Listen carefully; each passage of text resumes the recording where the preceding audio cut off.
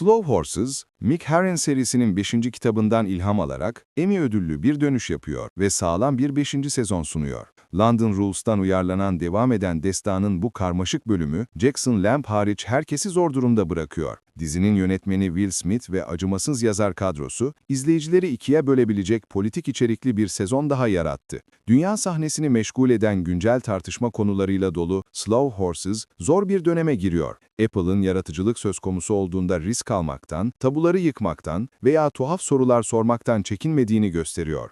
4. sezon sonunda bir ajanın görevden alınmasıyla, izleyiciler kendilerini daha uysal bir Jackson Lamb'in beklediğini düşünebilir. Ancak bu istasyon şefi, yıkanmamış, istenmeyen ama baskı altında paha biçilmez bir karakter olarak Slough House'da taht kuruyor. Gary Oldman için bu huysuz, birkaç unutulmaz karakter barındıran bir kariyerde kalıcı bir miras olabilir. Kendi gündemine göre hareket eden ve parktaki herkesin önünde olan Jackson Lamb'i ayakta tutan tek şey, sağlık sorunları. Bu da onu, herkes onları görmezden gelirken, sıkıntıyla mücadele etmek için arkadaşlıklar kurmaya zorlanan bir grup başarısız için mükemmel bir anti kahraman yapıyor. Oscar ödüllü Gary Oldman, 5. sezonun anahtarı olmaya devam ediyor. 2 sezon daha onaylanan Apple, bu casusluk gerilim filmine açıkça güveniyor. Slow Horses'ı bu kadar başarılı kılan birkaç faktör var. Ancak bu listede bir numara, Oscar ödüllü Gary Oldman'ın oyuncu kadrosu. 5 sezon geride kaldı. Ve Jackson Lamb sırlarını daha yeni açıklamaya başlıyor ve izleyicilerin başından beri şüphelendiği şeyi doğruluyor. Kan grubunu bourbonla değiştiren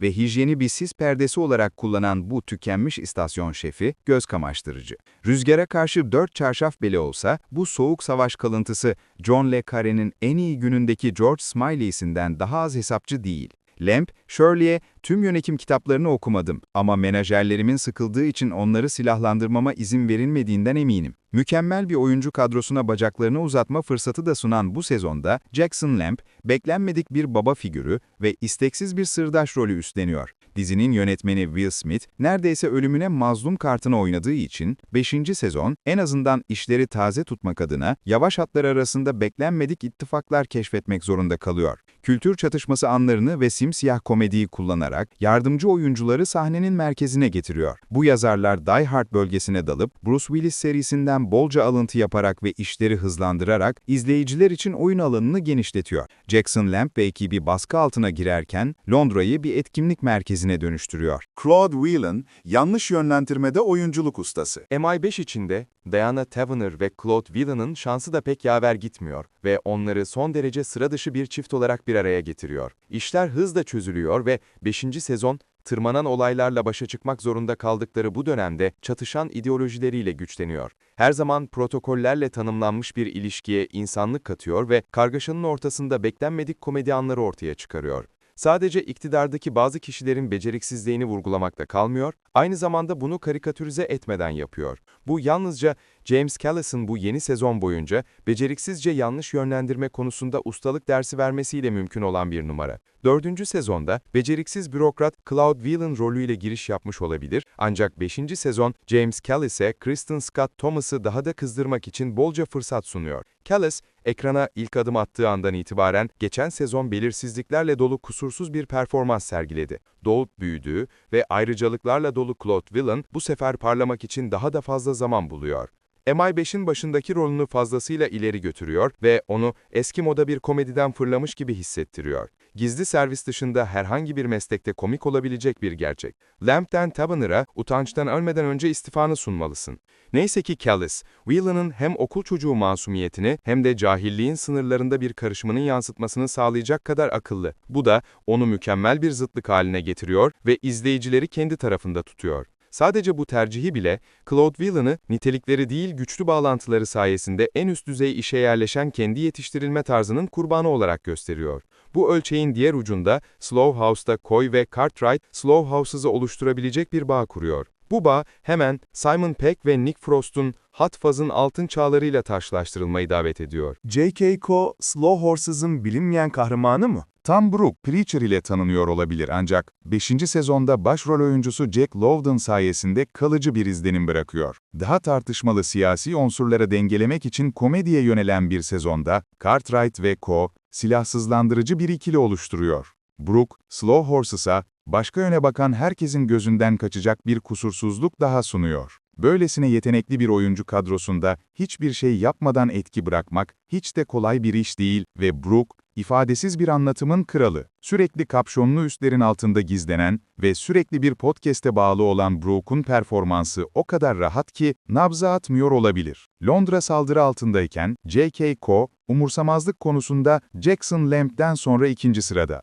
Duygusal patlamalardan etkilenmeyen ve ekip çalışması kavramına yabancı olan Ko'yu River Cartwright'la eşleştirmek, komedide altın değerinde bir iş. Seyircinin aklına gelebilecek her sebepten ve daha birçok sebepten ötürü bu yavaş atlar kendi içlerine çökmeli. Her operasyonu aksatarak, her fırsatta birbirlerini baltalayarak ve Slow House'u da beraberinde batırarak. 5. sezonu ağırlığınca altına değer kılan şey, bu oyuncuların mükemmel bir komedi ikilisi olduğunun farkına varılması. Uygunsuz, kaba ve en kötü şansla lanetlenmiş bu ikili, istemeden sergiledikleri beceriksizlikleriyle 5. sezonu daha da yüceltiyor. Lamb'den Cartwright ve Ko'ya. İkiniz de bana bir iyilik yapın. Bir dahaki sefere yoldan karşıya geçerken gözlerinizi kapatın. Aslında Mick Herron serisinin 5. kitabının hassas yapısı göz önünde alındığında, Londra kurallarının mümkün olduğunca çok komedi içermesi şarttı. Güncel meseleleri atlatsa da, 5. sezon, belirli bir bakış açısından bakıldığında kışkırtıcı olma potansiyeline sahip. Taverner ve Whelan, Cartwright ve Ko ve Jackson Lamb'in herkese karşı mücadelesi arasında bu şimdiye kadarki en karmaşık bölüm olabilir.